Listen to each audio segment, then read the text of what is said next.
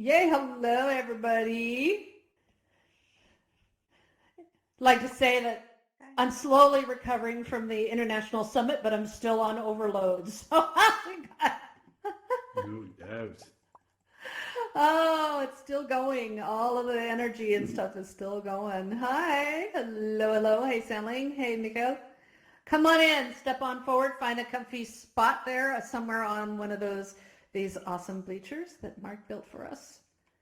And come on in. Be aware that I do bite, but you'd enjoy it.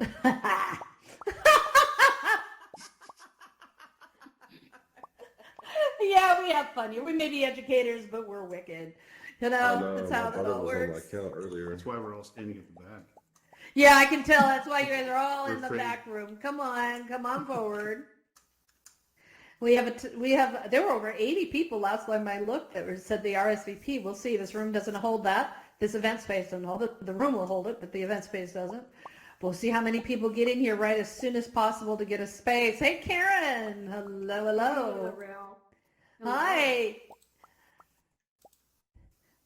We have some exciting news for you, and we have got Alan here who's going to be presenting. So just come on in, find a comfy spot. You can move down closer if you want. And Alan, you have the controls set up for the slides, all good?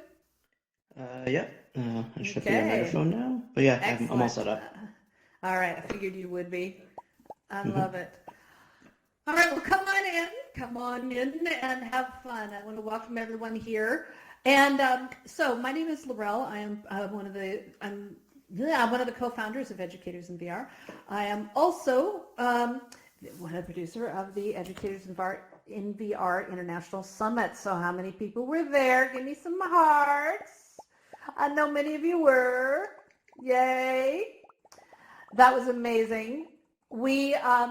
So I published a couple of articles about it that are on our website, and we are slowly, I swear, it's just like trying to, I don't even have a mixed metaphor for what it is, trying to get any kind of data out of the VR platforms that we worked with. But our count was that we had 170 speakers and 150 different events across 5 different virtual platforms and over 6 days. It was insane. It was been classified as the largest virtual conference on record, immersive virtual. There's been bigger ones that are virtual, but this is the largest immersive virtual. And so we're getting requests and demands constantly, and now which is lovely. Not what we want to be doing, but it's what we're doing, because we have bigger picture of things that we want to be doing, asking us how to do a virtual conference. And so, Karen, thank you, Karen. Yes, I'm a robot. Hold on a second. Let me change clothes. I forgot. I call this my InfoZone armor. Thank you. Okay.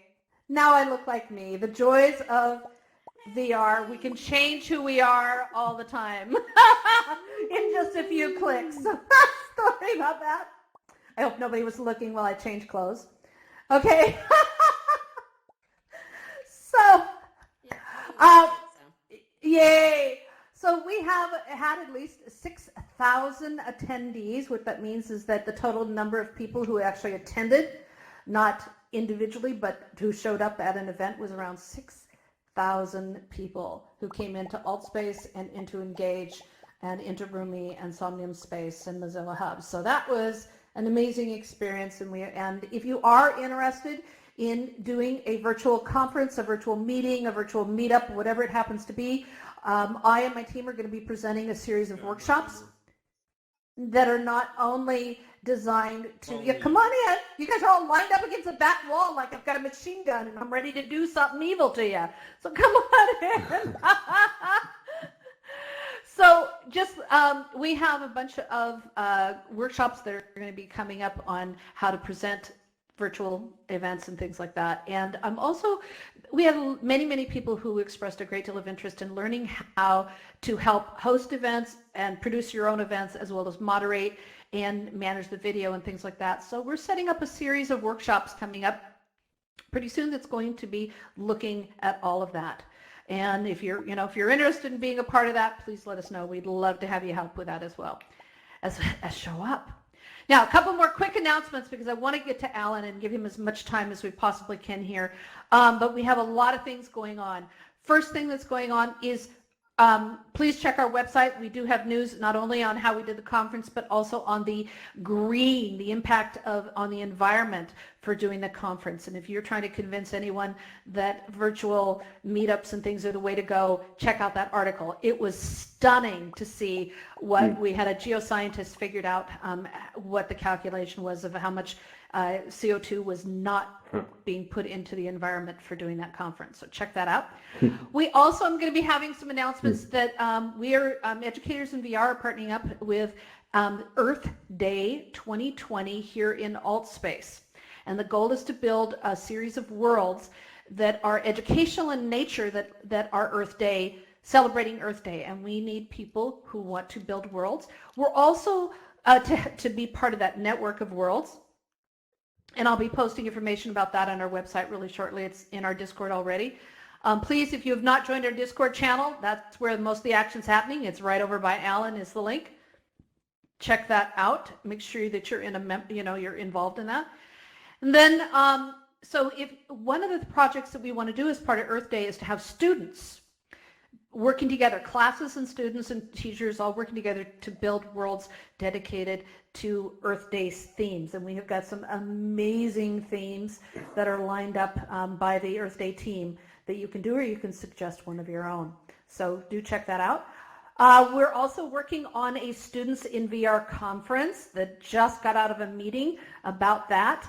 It's going to be student produced and student led, and it's going to be happening hopefully the first week of May. We're going to move on this really quickly, and it's 2 days, and it's going to be freaking amazing. So make sure we'll have that news coming out. If you have a class that you're already working with VR that is, kind of high school through college level, and you'd like to have your students be involved, please contact me on Discord or whatever, or through our website at educatorsinvr.com.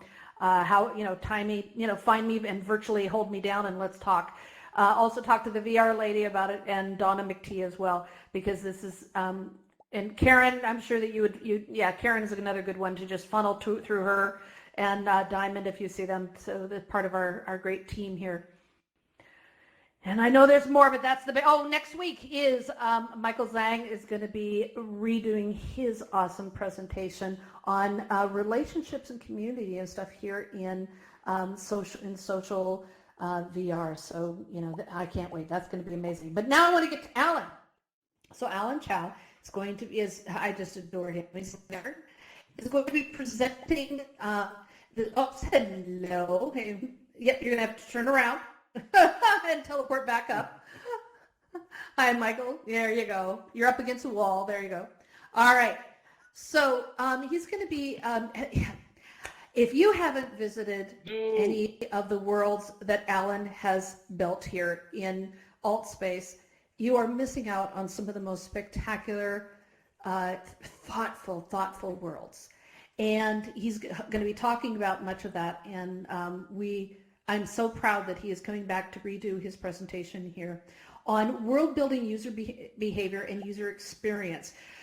This is really critical. When you build a world in VR, it is the same and yet different from building one in the real world. And he's been studying for over a year here on user behavior, and he's one of our top experts. I could say 1,000 things more, but you can find that on our events page. So Alan, it's all yours. Come on over here. Get up here. You're going to have to come over to where I am and then walk around. There you go. All right. Okay. Yeah. And dazzle us, my friend. Alrighty, cool. Thanks everyone for coming today. This is, like Rel mentioned, I originally gave this talk during the summit. This is kind of an encore presentation. Sorry if you hear dog noises in the background because my dog is in the room. Anyways, so just quickly, my name is Alan Chao, and my background is really working in interaction design and UX. And I've worked at 3D Tech. I worked in 3D Tech before and at startups. But I'm also a world creator or a world builder in AltSpace. And I've been, like Rel said, I've been building worlds in here for over a year and actually approaching a year and a half, actually. So, given my background in interaction design and UX, I've been, I really look at world building from a user perspective, and each world that I build really teaches me a new lesson about like a spatial design and kind of, this is all new to everybody. So it's really teaching me a lot about, user behavior in virtual environments, specifically in social VR, but also it applies to any kind of multiplayer game as well. Um, So this is kind of a a version of a series of articles I'm writing. The first part of it is on Medium Ready, calling it "Don't Get Stuck in the Hot Tub: Observing User Behavior in Virtual Environments." Um, if you Google it, you can find part one already on Medium, and what I'm covering today is kind of parts 2 and 3, and as well as some other things that I'm working on right now, which you'll probably see coming up pretty soon. So. Um, yeah, so I'm actually relatively new to VR. My first headset was just an Oculus Go that I bought in 2018. And I only bought it honestly because it was on sale for Black Friday, and I was like, oh, let me try this VR thing. My friend James has been bugging me about VR for years, and it wasn't until then that I was like, okay, fine, I'll try it. In some ways, I'm kind of a little bit stubborn when it comes to these technology, when it comes to emerging technologies, because I get interested in it when it becomes more accessible.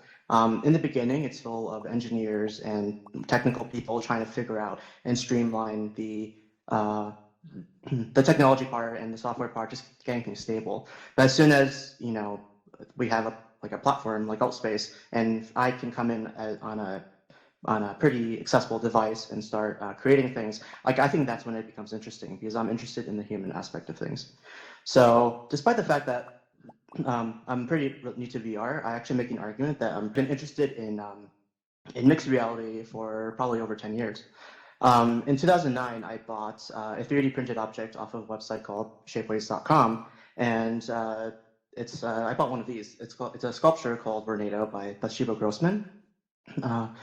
And you should look her up. She's like an amazing artist and mathematician. But yeah, I bought one of these sculptures on Shapeways, and I remember a few days later receiving it in the mail and taking the bubble wrap off and kind of feeling it in my hands and kind of like feeling the spikes against my fingers. And it was really that moment when it's like everyone has this moment where when you hold something for the first time that's 3D printed, it kind of feels like magic because just a few days ago it was just an idea. Maybe it never even existed before. And through 3D printing, I can now actually hold it in my hands. And fast forward to a few years, actually like about 3 years later, I actually started working for Shapeways, kind of incidentally. But 3D printing has always been a hobby of mine, so it was kind of like a natural kind of thing for me. And again and again, I saw people hold 3D objects for the first time or experience their own 3D models being printed and receiving them and actually getting to see what they created. And again, it is magical to people, which is pretty cool. And so I was kind of thinking like, well, maybe 3D printing is actually in some way a form of mixed reality, because if you have a model of a bone, let's say, and you 3D print it, it's still just an idea of a bone represented in plastic. Like it was never alive, and it's most likely not made out of calcium, but nonetheless, we feel like it is real in some shape or form, and holding it in our hands actually lets us experience it in a way that is spatial and very intuitive to us. And I think that's actually exactly what VR does as well. So yeah, that's kind of my argument for why I've actually been interested in XR for a while. But going back to my first headset, I probably discovered Altspace a few weeks into getting my first headset, and it wasn't too long before I realized that hey, like what I was doing with 3D printing, I can actually do with Altspace.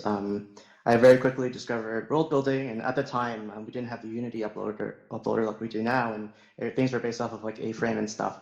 And I started diving into that. I created a few very simple worlds in the beginning. So the first world I actually built was actually just really simple Starbucks that I made in SketchUp.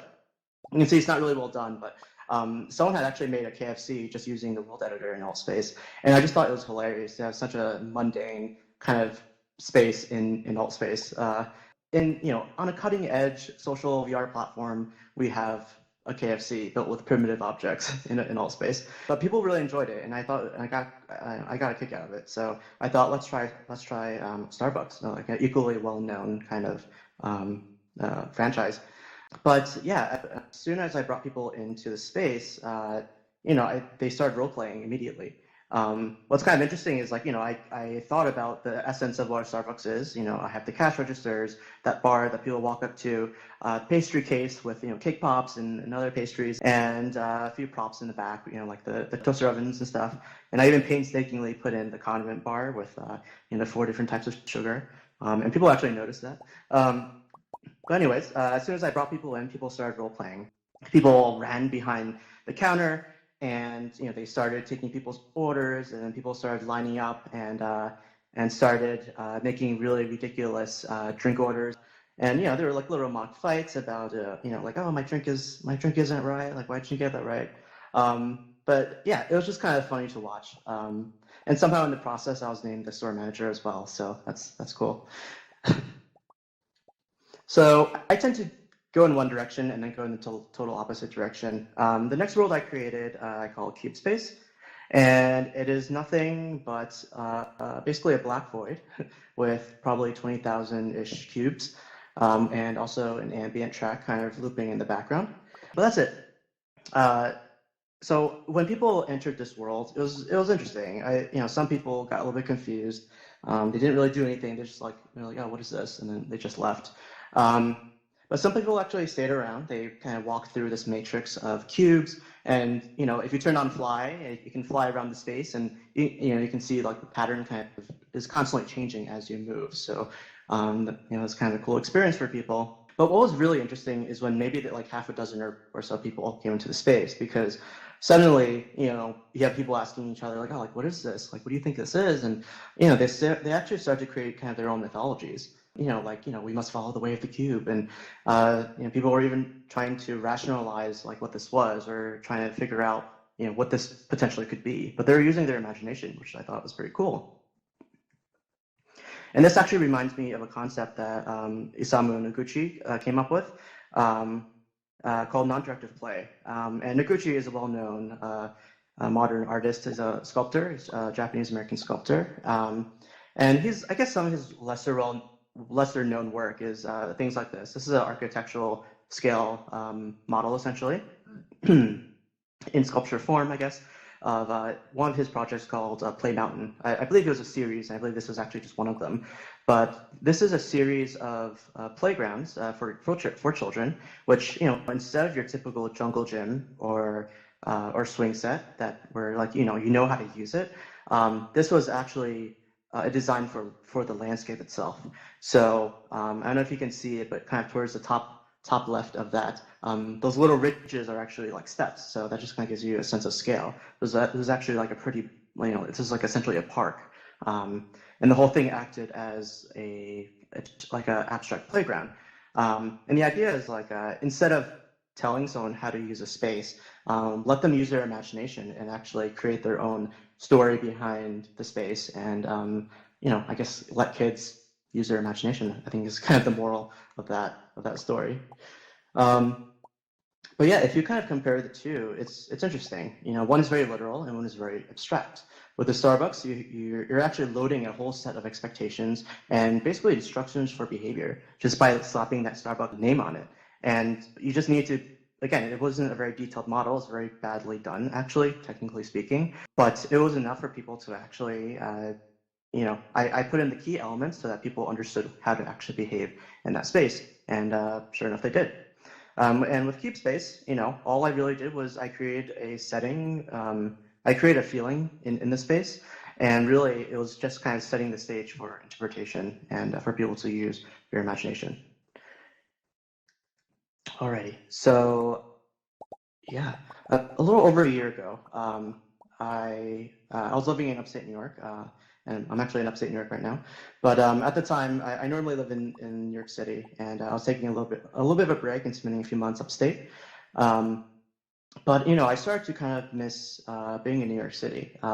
As much as I like being out in the woods and the quietness and calmness, and it's a good thing now with the coronavirus. But what's kind of nice about New York City is really like the ever-present buzz and energy that you get from being there, and it's never quite quiet, even in the middle of the night. And there's just like a kind of grunginess that comes with being in the city that I was kind of almost feeling homesick about, or yeah, there's just something about it that about the grunginess of New York that I found pretty beautiful, I guess. And New York isn't perfect, and it isn't pristine, and but I think New York kind of represents the good and the bad at the same time. So with that thought, I really want to create a space, an alt space, with that kind of communicated some of those feelings, I guess. So I came up with a space I call Brooklyn Rooftop. Although I don't live in Brooklyn. I think I chose Brooklyn just because it's a little bit more well known than Queens. It's a little bit more hipstery than Queens as well. And I did want to actually create a hipstery kind of roof garden space. And of course, you had like a soundtrack of actual sound recorded in New York. And it's a nighttime scene. It's a little bit dark. And it's really meant to communicate a lot of the feelings I felt in New York. It is grungy. There are these scary steps that lead you to street level. I never thought it was scary until it's like someone came into this space and looked at the stairs and was like, yeah, I think I'm gonna get mugged here. But my thought was like, well, that's how New York is. So it is the good and the bad, I guess. But I do find that including that part in the space gives you a sense of place. It's not just a space. Yeah. So I wanted to create a space where I relied a lot on lighting actually as an element that I use because I think if you think about it, you can have something low poly, but if you light it properly, lighting is actually somewhat realistic, and we can get away with that in alt space. So yeah, anyways, that's a whole other talk about realism. But yeah, I want to create a space that appealed to adults. So of course, that's why it's a bar.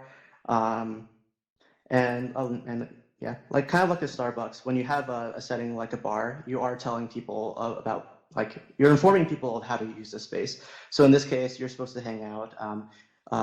The other thing about the Starbucks is you have that role play element. So sure enough, with this bar, you have people actually going behind the bar and saying like, hey, what do you like? What can I get for you? And people actually trying to order drinks, and it's actually you get the same kind of role playing kind of thing, which is kind of fun. And that's also an element of people staying in the space and feeling like there's something to do essentially. So I think my main takeaway with the Brooklyn Rooftop was really that it came from this very honest place in my own mind, honest if you will, or very genuine rather.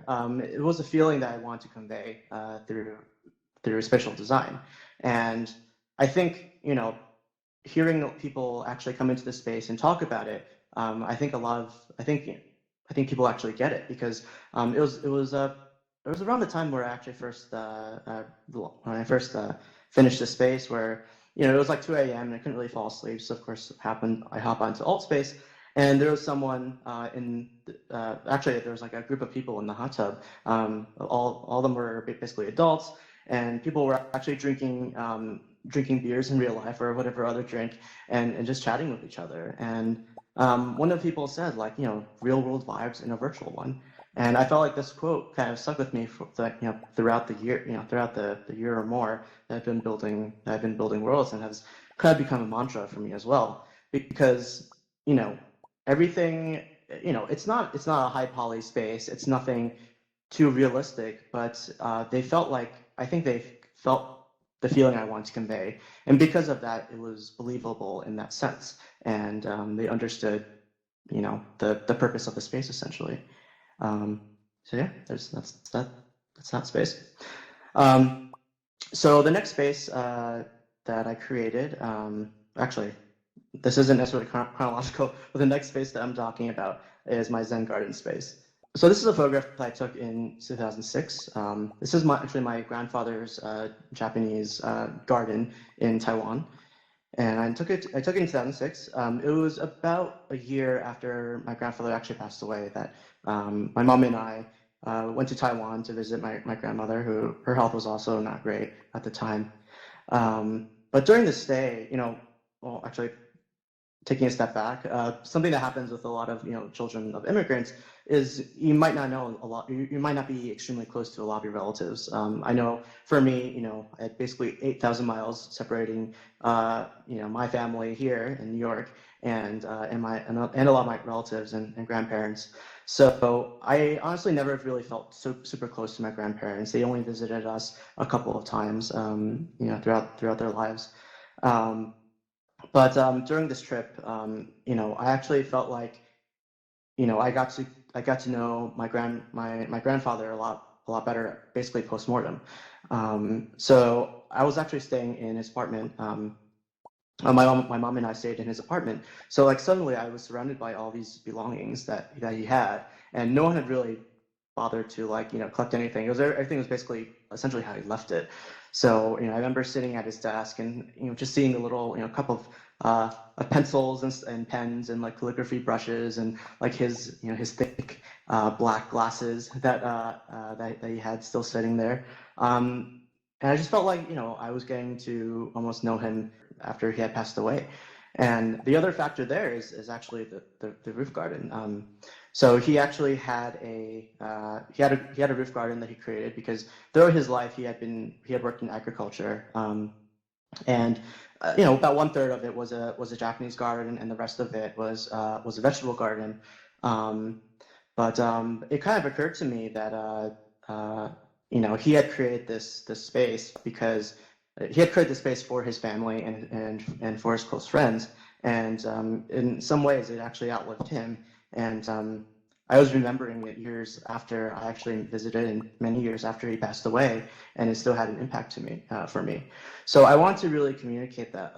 Well, I want to kind of hold on to that feeling and kind of communicate it in the form of a world in alt space. So to kind of pay homage to, I guess, my grandfather and also my Taiwanese heritage, I created my own Zen garden. This is a picture of it in alt space, and it's focused around basically a little tea house and a little garden. So the garden is pretty. It's not meant to look like my grandfather's garden, but it's definitely representative of how I remember it. Um, and the tea house is there because my family has actually been there's tea farm land essentially in my family, and we've been growing oolong tea for probably over 20 years now. Actually almost 30 years. So tea was always kind of in we always had tea in the house, and there's like a way that you're supposed to drink it and stuff like that. So I guess tea culture has been kind of in my family. But just little details like thinking about the tatami mats that are used in a lot of these little tea house setups. Even in Taiwan today, you have a lot of areas where like in architecture in houses, people still use tatami mats in Taiwan. And I probably should have said this earlier, but Taiwan is technically a Republic of China, although it operates as its own country. Um, but the reason why there's Japanese influence is because the Japanese occupied Taiwan for about 50 years, up until 1949. So, like my grandparents, when they were younger, grew up essentially thinking that they're Japanese citizens. My grandmother actually didn't even speak Mandarin, which you associate with, being Chinese. She didn't even speak Mandarin until she was an adult. They spoke Taiwanese and Japanese at home. Um, Anyways, I should have said that earlier. But yeah, just like these little details, like feeling the tatami mats like on my feet, like as I'm sitting there, or the smell of like the hay or the grass that's used to weave the mats. I want to really communicate that in the space. And I also say that it's kind of a memory size space. I only have a few little, you know, visuals in my head of what the space looks like, and it's mostly a feeling. So it is actually a very, very small space, which ended up being kind of interesting in terms of learning about like personal space. Because when you spawn in, this is what you see. You see just you're spawned in the tea house, and you basically just see the tea house, and you see a little bit of the garden. But if you go out in the garden, it's really just a really, really small space. It's like a little path that loops around, and you have a koi pond. And the koi pond is actually kind of acts like a hot tub. It's not literally a hot tub, but like people like to be inside in the ground for some reason. So people always like to gravitate towards things like pools and stuff. So I made the koi pond. While I was building, the koi pond got just deeper and deeper until you could actually just submerge yourself in it. But yeah, I found that people, because it is a very relaxing and almost intimate kind of space, I find that people tend to go into that space and start opening up about their lives, right? I found myself being there with just like, 2 or 3 close friends, and we would start to talk about really personal topics about our lives. And I started to observe this very strange behavior when people would start coming in and then they would just like instantly leave. And I had no idea why, but I would just see someone spawn in. There's up, you can kind of see the hot tub in there, the hot tub, the koi pond. But you can actually, yeah, I saw people spawn in and then they would just vanish, and I had no idea why. Until one day, I decided to come into this space. There were already 2 people sitting in the koi pond talking, and I don't remember specifically what it was, but it was a really personal conversation. And then I actually kind of panicked. I was like, oh shit, I shouldn't be hearing this. So I immediately kind of ducked to the right and then just hit the home button to get out there, because it felt like I was intruding on someone's personal conversation. And even, it was even before I actually exited, one person was like, was someone just here? I kind of swore I just saw somebody. But that was exactly the experience that I had of other people coming into the space and vanishing. I really learned that, like, in particular, in some kind of settings, both in terms of size and also, a kind of space that communicates a certain type of feeling, it can really set the stage for what you talk about. It can feel really, really personal as well. There have also been times where I've had maybe even just 8 people in here, and it felt completely full. It felt overcrowded with like about 8 people. So going from calm to complete chaos, the next world I'm talking about is Meme Island.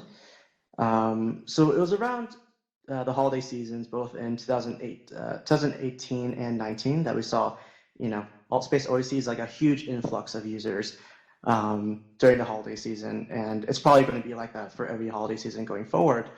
But of course, when as VR becomes more accessible, it means that we have a wider range of users, including a lot of young users. So it was interesting for me to see kind of the reaction from the community. A lot of the existing, a lot of the existing users in AltSpace.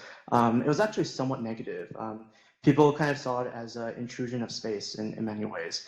People were asking for age-restricted spaces, and there was an element of there's a valid argument there, because with some events there were some moderation issues as well. But this kind of got me thinking on a much higher level about VR in general. Like, my thought was like, okay, we're in VR, we have infinite space. So why is it that people feel like there's an intrusion of space in VR? Is VR not big enough for all of us to coexist? So that was just kind of on my mind for a period of time. And it wasn't until one night that I was at my rooftop bar space, the Brooklyn rooftop space, that there were a few kids at the bar. They're clearly kids, and they're like, "Oh, can I get a Sprite cranberry?" And this is a meme, by the way. So it wasn't until then that I realized that, like, hey, like, okay, this makes sense. There just aren't that many kid-friendly spaces in AltSpace right now. And there are definitely some teenagers who are building worlds, but most of them aren't really, they're not necessarily opening up Unity, at least at the time, and building worlds. So I was thinking, okay, so that's a simple thing to solve for. What kind of space can I create for the kids, so that they can kind of have their own space without, quote unquote, bothering the adults. So I actually worked with another world builder at the time, Dimmies. He's not as active in AltSpace anymore, but you can find him on the internet. But yeah, I partnered with Dimmies to work on this low poly style world called Meme Island, and it's themed after like a summer camp, which we thought was kind of appropriate for a younger audience. we somehow got like a zip line that kind of worked, which was kind of fun. So you could kind of teleport up to the hill in the background or the mountain, and zip line down all the way to the water. And at the time, it was actually like no one had. I mean, Allspace doesn't have like easy ways for transporting people, but this was a really one of the first ways that we kind of got around that, and we had a lot of fun with it. Um, we had a screen in there, a video player, so that people could they could watch their Pavlov gameplay without bothering people who just want to listen to music. That was another major complaint with some Hangout spaces, because you'd be listening to your 80s playlist, and then suddenly you just have Pavlov. You can enjoy a balanced school lunch of burnt chicken nuggets and Tide Pods. Don't eat Tide Pods. And most importantly, we actually had a code of conduct in here. And thinking a little bit about Starbucks, I'm going to refer to that a lot, but using the idea of a pre-existing idea as a way of informing behavior, part of the reason why we chose a summer camp is because you have this hierarchy, right?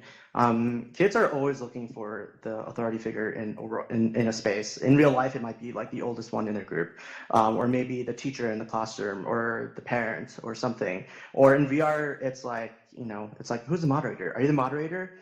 They're always looking for the owner of the world or the moderator in Altspace. So we decided to create a code of conduct so that things wouldn't get too chaotic, because obviously that was a big concern when you put a bunch of teenagers on the internet in one space and have just a video player, a YouTube player there. So we had a code of conduct that essentially just reiterated the Altspace community guidelines. But it was also an incentive for people who visit the space to become moderators of the space. So if they abide by the rules and also encourage others to abide by the rules, and we see that they hang out in the space a lot and we kind of gain their trust, then they get the privilege of being a moderator for Meme Island, which gives them the ability to kick users who are misbehaving. And we also give them flight, the ability to fly in the space. And we had one watchtower, but that was only accessible if you had a flying. So, but yeah, these are all concepts that are very familiar to teenagers or kids in general. Basically following rules, looking for authority figures, and but yeah, this is sure enough like what people actually we're always asking, like, oh, can I be a moderator? So it was actually working. Unfortunately, a lot of this world got a little bit messed up in the 2019 Unity update, but yeah, I think Allspace is also much different now. It's much more different now. Like we have a lot more spaces, so that's good. But yeah, things actually seem to work pretty well in this space. Alrighty. So moving on. So after being in Altspace for quite some time, I was thinking about specifically about events and how to push the boundaries of events. To be really, frank with you, I think the format of using, a slide deck and just me standing here in the audience, it's amazing that we can do this in Altspace and in VR, and that it works as well as it does, right? But honestly, if you think about the scope of VR, it is pretty boring. And there's so many possibilities, and I think this is just scratching the surface. So another thing that I really wanted to focus on was education. I have a learning disability. Growing up, I had an IEP in school, and I was always the kid who struggled at academics, except for science. Science in most cases, not chemistry, but in science in most cases was kind of the subject I was actually good at. But everything else I was not really great at. And really learning through abstraction, like the extraction of information, was really always a challenge for me. And unfortunately, that's kind of the status quo of learning these days. But for me, I always had these side projects and other things I was working on even as a kid. So I think my mom, luckily, she never really pushed me that hard when it came to academics. But yeah, I think contextual learning was always what I was better at, and yeah, I just thought that there are a lot of possibilities in VR. So something that Tom Furness actually mentioned during the summit, during one of his talks. He mentioned that VR unlocks spatial memory, and I thought that was like a brilliant way of putting it. Because it creates a sense of place in your mind, and it's really those spatial memories that stick and make you better comprehend the complexity of a certain subject, and it also makes you remember those things better. So I thought, okay, so what's something that I can teach? And I thought, well, beekeeping. I'm not by any means like a professional. I was just a hobbyist for a period of time. I started keeping bees in around 2015 or so, and I kept bees for a few years. But after kind of starting beekeeping, I had these conversations with friends, and as soon as I brought up bees, like there was just like an onslaught of one question after another about bees. Like, oh, is it true that there's only one queen in each beehive, and what do bees do in the winter, and like how much honey do you get, and all these questions. And soon enough, I would have these like 2-hour conversations about bees, which I actually loved. It was tiring, but I actually loved talking about bees because as a beekeeper, you have to know so much about bees. And when it comes to honeybees, people just are not very informed. That's one subject that I found that like nobody really knows about. Like this, your smartest friend does not really know about honeybees. So I thought it would be great to actually create a world that focused around teaching about bees, and that's where I came up with my event that I named Ask a Beekeeper, and I modeled a space. I want to model a space after my own bee yard, and this is a picture of my bee yard. The first year I started, I just started with 3 hives, and this is in upstate New York, and yeah, I've only been able to maybe bring like half a dozen or so people to my BR just because, first of all, there's only so many people who are willing to willfully surround themselves with tens of thousands, if not hundreds of thousands of stinging insects. But also, you need to physically be there. I only had one extra, bee suit instead of equipment. It's a high barrier to entry. So I really wanted to spend the time to recreate that experience of being at my bee yard. At the same time, kind of teaching people about bees as well. So I had one simple rule for myself, which is that I didn't want to have slides or any kind of 2D representation of anything in this presentation. So what that ended up meaning was that I had to actually 3D model all the assets myself. In conversation with friends, I was always like gesturing with my hands, like, oh, so imagine you have like a box, and in every box you have 10 frames, and or like imagine a frame like on the outer edge, blah blah blah. So instead of doing that, I was thinking with VR I can bring in 3D objects, so I may as well try to utilize that fact and actually create all these assets that I needed and actually be able to just point at it. I think that was really powerful. So just another tip before I forget, I actually used my own beekeeping equipment as a part of the process too. So I actually photographed each side of the boxes and used them as the textures. So the interesting effect was that all the equipment actually ended up looking very personal, and it looked just like my bee yard because it was quite literally using assets from my own bee yard. So I even used my drone to take a 360 photograph of the property above my bee yard. And yeah, so this is like kind of what I ended up with. I had just a really basic setup here, a short video just to kind of show you. But yeah, I spent a lot of time even just creating like different particle systems to make sure that the bees felt kind of real to experience, and kind of the controlled chaos, the sense of controlled chaos on a bee yard. But throughout the event, I was able to just answer I basically I have an outline that I go through, and that's really just to kind of spark conversation. I have my questions panel open at all times, and I just have people, raise their hand, and I'll just kind of answer the question. And it's usually a pretty natural progression as well. Like the questions very much align with what I'm talking about, and like on the fly, I can manipulate these objects and essentially create these exploded views of the beehive on the fly as I'm talking and answering questions. So the other important thing here is that I found that like because people were actually, they felt the sense of presence. They felt like they could actually see things in real life. And actually, when it comes to something like beekeeping, it can seem very abstract, right? But when you can see something right in front of you, I think the questions I got were a lot more specific than the questions that I got just from casual conversation. And I was actually pretty impressed sometimes, so it was interesting. And I think that kind of goes back to people being able to comprehend complexity on a whole different level in a virtual space and and as if they were actually in front of, the subject matter and immersed in the experience.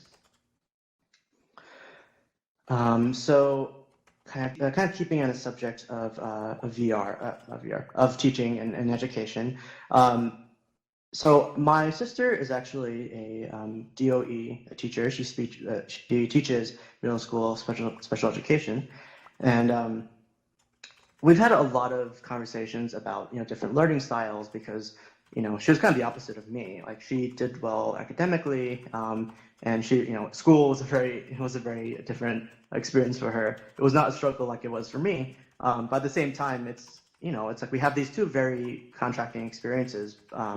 So we talk a lot about how I kind of learn things differently and versus the way that she teaches. And she kind of asked me like, well, what do you think would help you in this case? Since her students, she's every day she's trying to figure out different ways of presenting things to her students, and she knows my interest in VR. So we were thinking like it would be interesting to actually think about VR in the context of figure out what the role of VR can be in like 2 days standard lesson. And you probably think about the cell, like the lesson about the animal cell and plant cells as kind of like, it's almost like, well, obviously, but even though it seems obvious, I felt like it was actually a good exercise to kind of see how that goes, because she sent me a few of her lesson plans and slides and stuff, and I was seeing pictures like this, and I'm like, this is like the same stuff that I saw like 18 years ago, when I was learning about this stuff. It's instead of a blurry photocopy, we have a blurry JPEG. So what's kind of interesting here is like you tell students that like this squiggly line is different from this squiggly line, and that's different from this squiggly line. And you look at this and you're like, okay, well, there's not much of a difference. And so because of that, I'm not really surprised that like there are students that actually don't understand this content, because this is just so abstract from not only what it is, but like the potential of actually explaining it. So yeah, point being, I think those little 2D diagrams are kind of sad. They're not really doing much in terms of helping people understand the difference between different organelles. So I kind of set out to make my own diagram of an animal cell, and I understand that these are all diagrams. Like if you actually look for a photo of a cell under the microscope, it kind of just looks like a grainy blob with like other grainy blobs inside. But it was interesting. What was interesting to me is that through the process of using Oculus Medium to actually sculpt my own model of the cell or diagram of the cell, I found that there are very few accurate representation, or not even accurate, but there are very few three-dimensional representations of the cell. Even the 3D models that I found online were like cross sections, because you always see a cross section of a cell. So that, in some ways, a cell is so abstract that you can't even really find that much information about a cell in visual form on the internet. And I ended up watching like basically college level classes on like organelle function in order to even understand that, like, okay, so for a lysosome, there should probably be a blob with little things in it or something, because like if you think about the 2D representation, it's like this circle and that circle, but when you think about it three-dimensionally, it doesn't really work that way. So anyways, that's kind of a rant, but point being, it took a lot to actually represent something like a cell in artistic form in 3 dimensions. But this is kind of what I ended up with. I had something, again, I want, instead of a little diagram or a little even model that you have in front of you, I want to blow it up and make it huge. So that little line that you see is actually an avatar, and the idea is that it's like you're entering this huge world, right? It's like you're a tiny little thing, and you're going into the cell. You can actually fly through the cell membrane and kind of look at the shape of it and notice that the little entrances, and you can teleport onto the Golgi body, or fly into the nucleus of the cell. And I just felt like not only is it very clear, or it could be a lot clearer what one organelle is versus another, but even in the context of a class, let's say a class came into this, when you add the social element, it can be kind of interesting, because it's like, oh yeah, remember when Robert teleported onto the Golgi body, or it's like it just presents a lot of interesting opportunities for learning that I think you just don't get in other ways. It also creates, and again, because it's a sense of place, I think things will stick a lot better in people's minds. So again, this is just a prototype. This is almost a thought experiment, because I never actually had a class go into this. Although I guess this is in some ways an open call. If you have access to VR in your class and you happen to be learning about the cell, you should definitely get in contact. But this was an interesting experience, and it was definitely a lot of work. But it was I think it forced me to kind of think about that process of how VR would actually play into an actual everyday middle school science lesson. Okay, so this is most of what I have in terms of what I'm covering in parts 1 to 3 of my series of articles. But I have a few other things. Oh, this is just another shot. So I do have a few other things to talk about, just some upcoming work. So I have some projects that I'm currently working on, as well as some other things I want to explore in AltSpace and in VR in general. So I actually create most, if not all, of the spaces used for Evolver in AltSpace. And Evolver is a spiritual community. They hold meditation events in AltSpace every day, as well as conversational events about spirituality and stuff like that. But this is one of the first. This is the first world that I built for them. It's kind of like this ancient ruins, like kind of in the forest, in this kind of foggy forest. I also created a version of my Zen garden specifically for the event, and you can see it's this is the reason why I didn't use the original space was, again, it was so small that it was not meant for an event. But I opened it up, and instead of a koi pond, I have this little stream, and this is almost like it's almost like it's kind of on an island. It's very open, but it has the same feeling. Something that is coming up, I'm creating a Tibetan temple for Evolver. Actually, I've been to the Tibetan Plateau, actually, and also Nepal, and so I actually modeled everything in here, and it's a lot of work, but again, it's all about creating that feeling. As well as this is kind of a very experimental kind of space-themed meditation space as well. That's also coming up. You'll probably see these in the next couple of weeks. The other thing I want to experiment with is social dynamics. So I am actually one of the organizers of the LGBTQ meetup in AltSpace. It's on Wednesdays, and I just find it interesting how as you can imagine, these events are kind of a magnet for trolls, right? And it's interesting how there's like a very predictable pattern in terms of trolling when it comes to these events.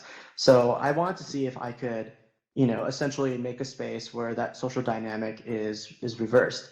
So, as anyone, whether you're a part of the LGBTQ community, or whether you're a person of color, or any other kind of minority group, you probably know that, like, you know what it's like to feel a little bit different in a space, right? In the majority of spaces that we walk through every day, you do feel a little bit different. So I wanted to create a space where it was very clear, the values of the space, and like when you enter the space, you actually see you see the different pride flags. and it is very clear that this is an LGBTQ friendly space. And but yeah, I have a wall where there's actually you have photographs of some people who are involved in LGBTQ activism in the past. But point being, what I want to do with this space, and it's more than just the space itself and what's on the walls and the flags and everything, but I do want to experiment with other methods of basically changing the social dynamic, making it really clear who quote unquote owns the space, so that I think when it comes to trolls, they think that any space is safe for them to troll, but I wanted to almost turn that dynamic around and make it a not safe space for trolls, and instead giving the power to people in the community. So I'll be experimenting with MREs probably in the coming future. That's the Windows Mixed Reality extension, our way of bringing logic into AltspaceVR, like apps. But yeah, this is an ongoing experiment that is definitely something that I'm passionate about. So with that, I just want to leave. I'll end my presentation with kind of 3 tips for world building. I see I have 4 minutes left. So first is we want to make time for some questions. yeah, this is the last part. We're running over time. Okay. Yeah, it's the last part. So start with the feeling. So make sure I think it's important to articulate what you want to communicate in the world and what you want people to feel. I think for me as a creator, I think ultimately if I can make someone feel something, I think that is then I'm successful. It's a part of telling the story. Secondly, create a place, not only just a space. So the reason why you want people to feel something is because, like I mentioned, I think experience is kind of the truest form of storytelling in a way, and designing a space that has a backstory is important because it's basically non-linear storytelling in some ways. So the space can inform what people think and how people behave. It creates it sets rules for behavior and such. And lastly, this is kind of just a basic thing when it comes to designing in general, but make sure to design for a problem.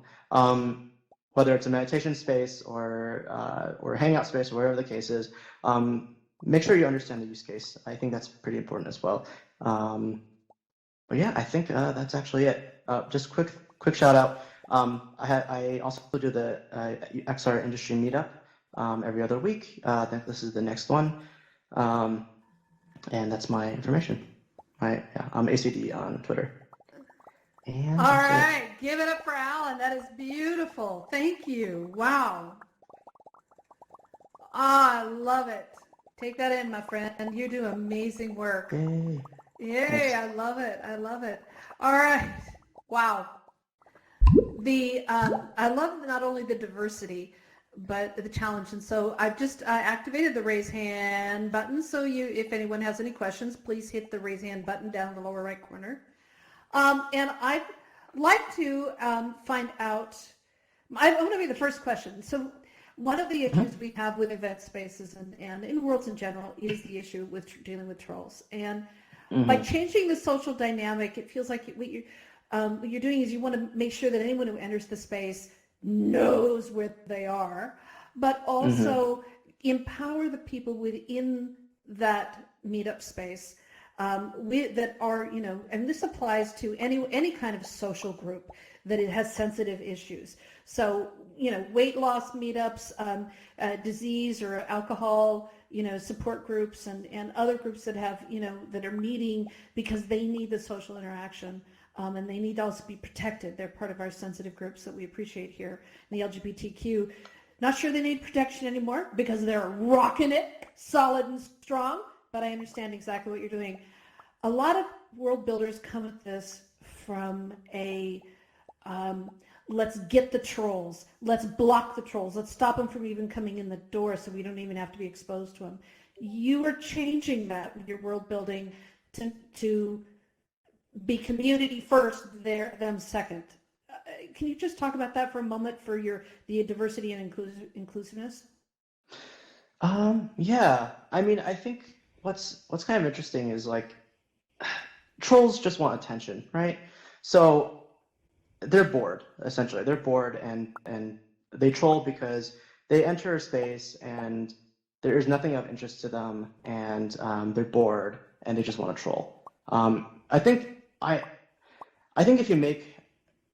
if you present the information or present a subject matter, for example, that is engaging and sorry, I'm trying to articulate this in the right way, but I think there's a point where one way of mitigating it is just like make it so it's not entertaining for them to troll. Make it entertaining for them to be there. So like I actually don't even really get trolls with my beekeeping event because they come in there and they're already surrounded by bees and there's just like someone talking about bees. It's just like so obscure and interesting that like I don't think that they feel the need to troll. I think with with my LGBTQ space, and that's not necessarily an event, but I think in that particular case, like I think honestly for me, it's one of my favorite spaces. I think it's just like it's been a passion project, so it has come out really nice in terms of just like I don't know. In some ways, there's nothing gayer than interior design, so it is a well designed space. So I think that people appreciate that factor more than the fact that it is that there's like a rainbow flag on the wall. So and there are other things that I'm thinking about as well with the MRE, like potentially maybe some type of flagging system for moderators. Like in that particular space, I've actually just went through my friends list and I put everyone that I trust is basically a moderator in that space. So people will go in there and I'm like, oh, I'm a moderator. I'm like, yeah, well, I trust you. So, and yeah, sure enough, there was one time I was not there, but a group of friends were, and there was a troll in there, and he had the power to remove that user. So, yeah, I don't necessarily have a solid answer for you, but I think I think it's important to remember that trolls are bored.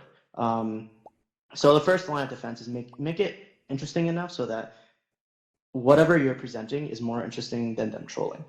Make it so that it's not interesting for them to troll. And a space, and yeah, like a center of attention is a good way for people to troll as well. If they jump onto stage, that's a way to troll. But if you kind of disperse it, so it's not like there's no center of attention, then it's a lot less likely that they will troll. All right. Interesting. I love it because that's part of the behavior, the user experience and behavior of people is understanding that. So I love it. All right, Rebecca, you're up first. And anyone else, hit that raise hand button. Hi, am I unmuted? You are Yes. unmuted. Can you hear me? Yes. No? Yes, we can hear you. Oh.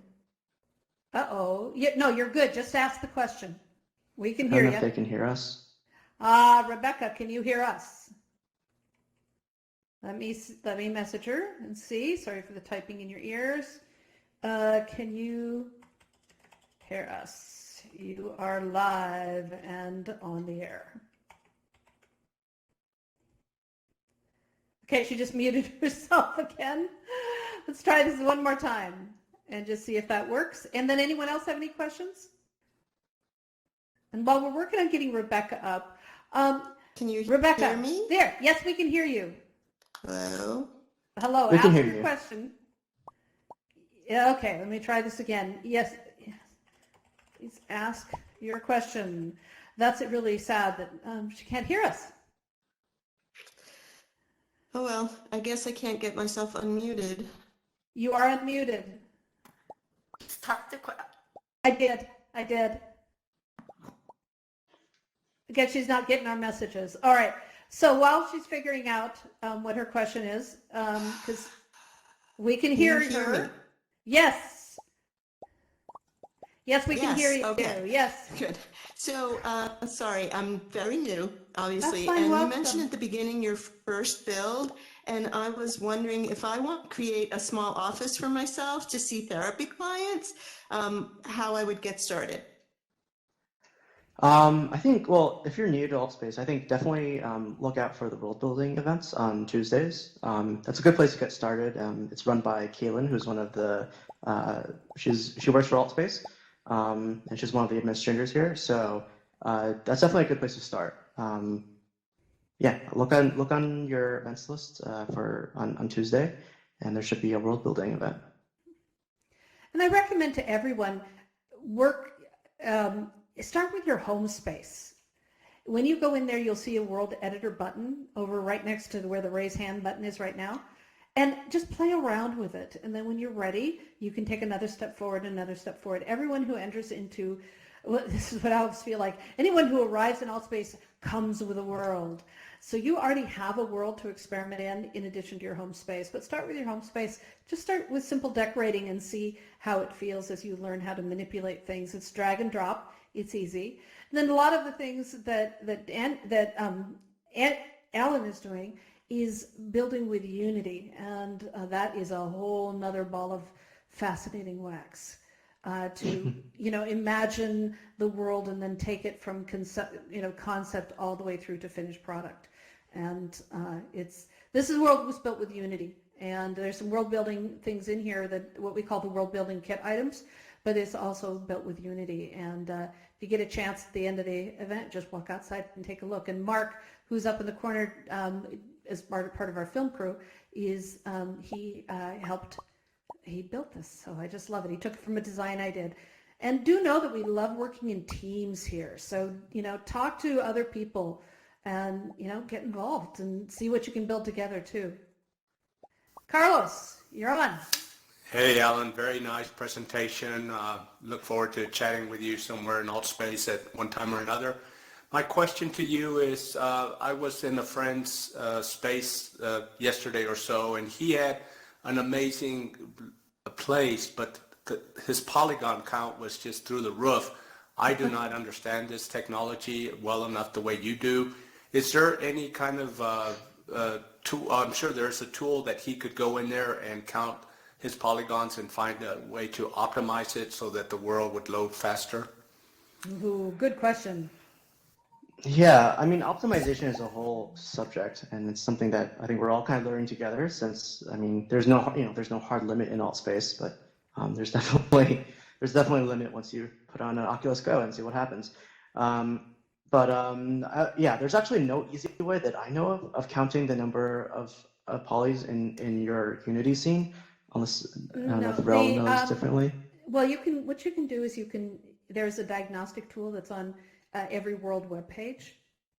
So you go to altvr.com and you can look at that, and it gives you some item counts, and the weight of the world is based on how many megabytes of parts and pieces and things that are involved in it. So it isn't really a polygon count that affects the world. It's frames per second combined with the number of the size of the objects that are in there, and those go together. When you create with Unity, you can actually see the file size. So it'll say you have a desktop file size and you have an Android file size, which is for mobile users. And then you could see, is it 2 megs or is it 300 megs? And that's the size that's being downloaded into the brain of their device they're using. And of course, larger creates, problems right there.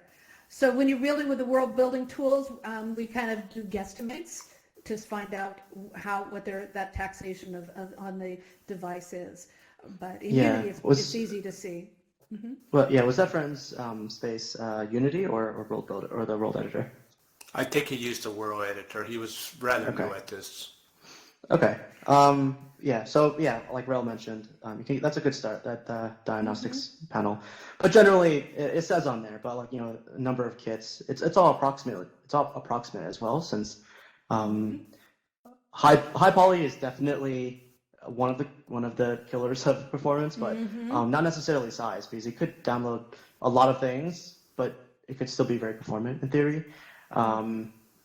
Yeah, there are a lot of factors. I mean, if we all unmute ourselves and start yelling, that would actually degrade performance as well, because it's basically like how many people are in here? A 31 way of web call right now. So if we all start screaming, then we're all communicating. It's more data essentially.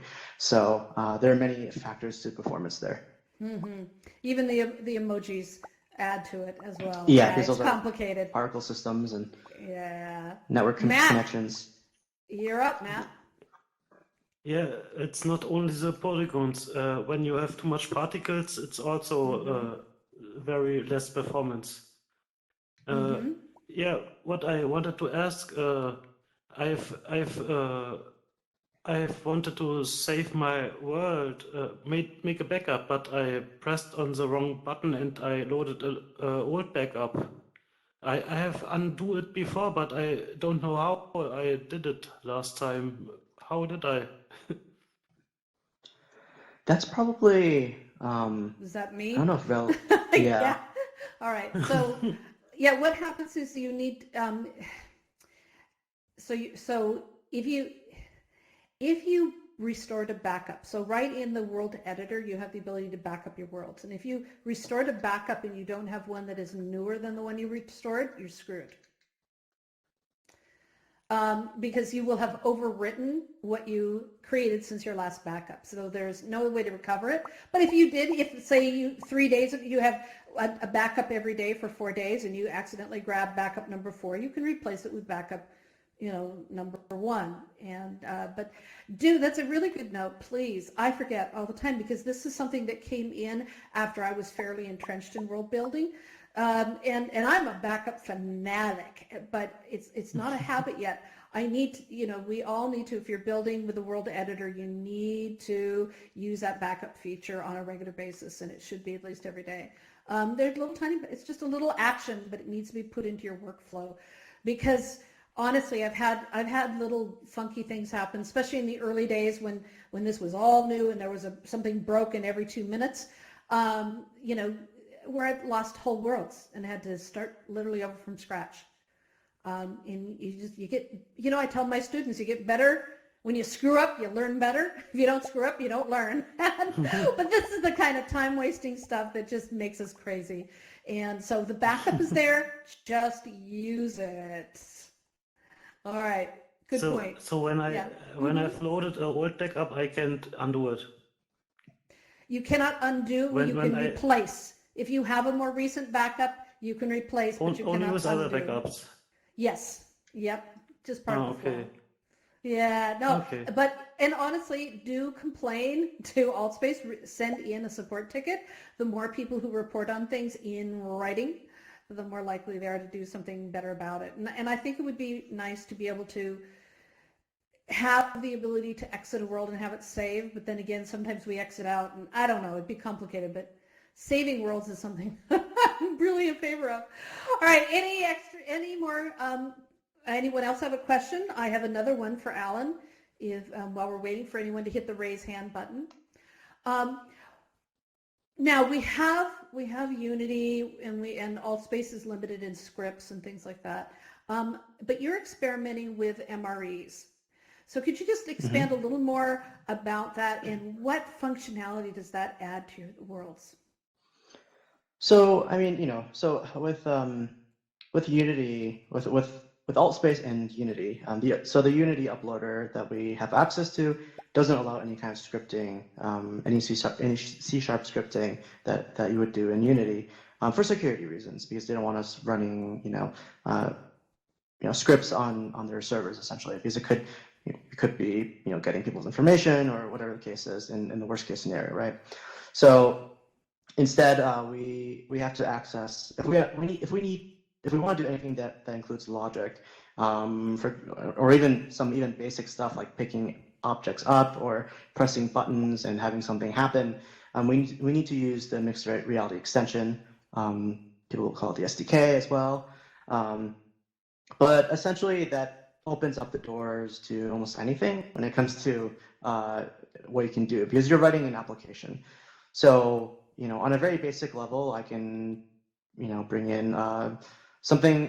I can have it so you press a button and a door opens, for example, or that's like a really basic thing to do. But it could be as complex as connecting things to databases, since everything is running through Node. Basically, it's a Node.js server that you're loading in as a MRE app. It's getting a little more technical, but because it is a Node.js server or a Node app, essentially, it means you can connect it to things like databases. You can essentially connect your app to the internet, so that you can have information come in, maybe display information in world, or you can potentially have people enter in information or collect information or use information from what you're collecting through the MRE and put it in a database or use it somewhere else.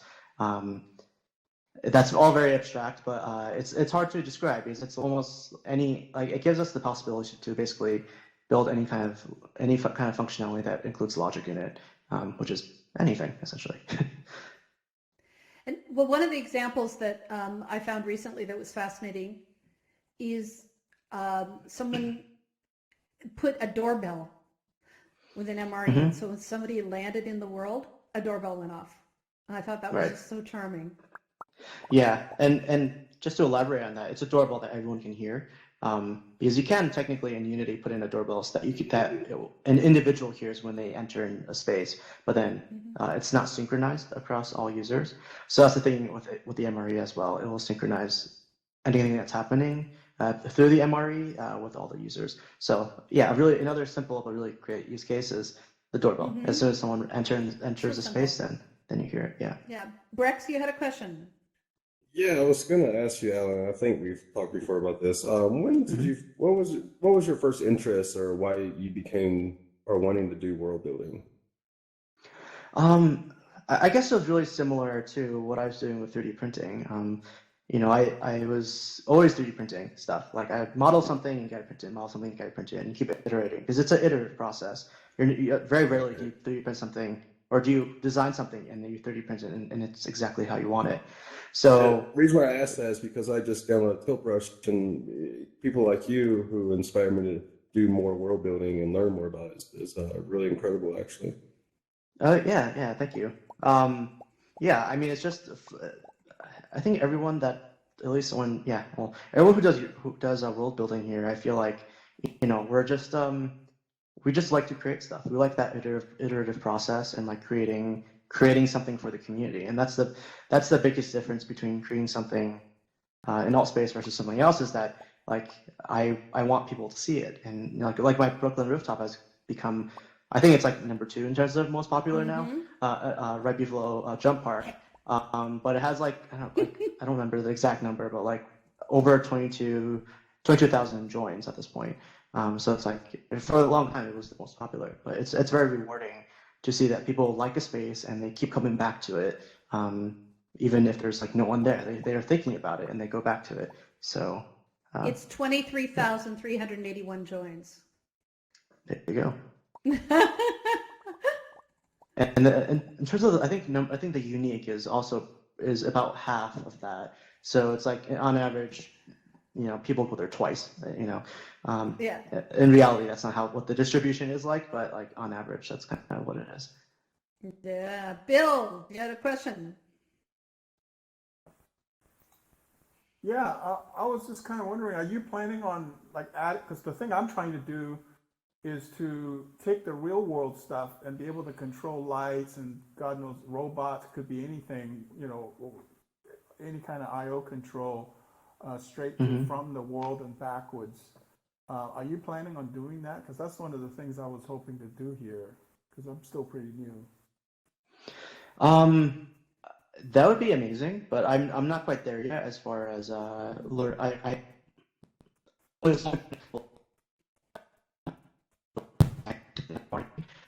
so I'm kind of getting back into understanding things. I did make one very extremely simple app a few months ago, but I think long story short, I think or to answer your question, I don't plan on doing that immediately, although I love that kind of possibility, and that would be possible through the MRE. Yeah. Oh, good. Yeah, because my hope is that I can actually make like a virtual maker space where you can like create instruments, artwork, and stuff, and then be able to have physical 3D printed versions of it, and vice versa. Oh yeah, that'd be interesting. Yeah. All right, cool. Thanks. Yeah, I mean, a very simple use case is like on my Brooklyn rooftop space, I would like it to be somewhat accurate in terms of weather. So like if it's raining, it'll be raining there, or if it's snowing, it'll be snowing there. But I'll get to that eventually. Cool. The potential, the potential is phenomenal with all of this. And, I just want to say what Breck said. You have inspired so many of us to not just push beyond the creative possibilities, but to also understand that sometimes in the most simple of designs, is the most powerful. And I don't mean that anything you do is simple, because it's not about being easy, but it's about really honing in on what is it that people are looking for and how to satisfy that human need for a realistic experience, but also a joyful experience. And your description of your wonderful garden, of coming in and finding that people are so comfortable they're having that kind of an intimate discussion, is beautiful. Because that's pure magic when we can really connect hearts and minds with what we're creating here. And you do it so well, my friend. You really do. Yeah, thanks. So, I mean, thank you. yeah. So everybody give it up again one more time for Alan. Some hearts and some claps, because you are amazing. You're such a gifted builder. And you're also just an incredible human being. So thank you for being part of our Educators in VR family. We just love it. So thank you. Yay! Absolutely. Thanks. Yay, thank you. Now hang around, because I'm going to unmute everybody and allow them to chat with you if you have a few minutes.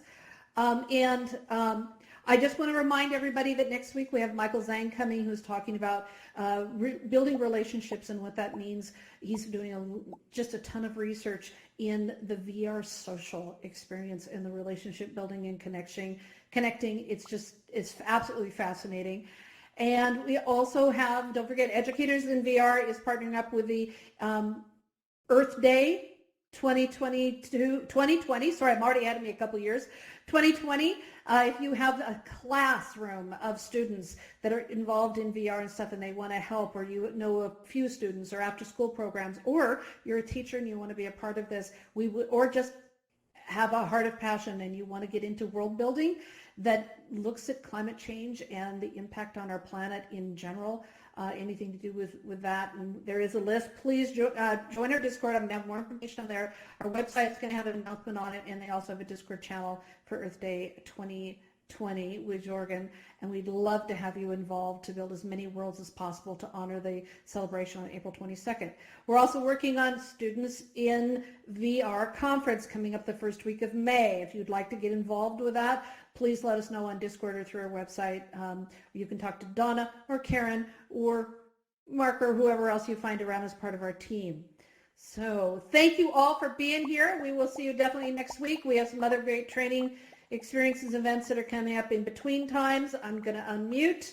And thank you again, Alan. You are awesome. And I'm going to clear out the middle platform so you can have free access to chat with people here in just a second here. Maybe if I can find it. All right. Thanks, everybody. How you doing?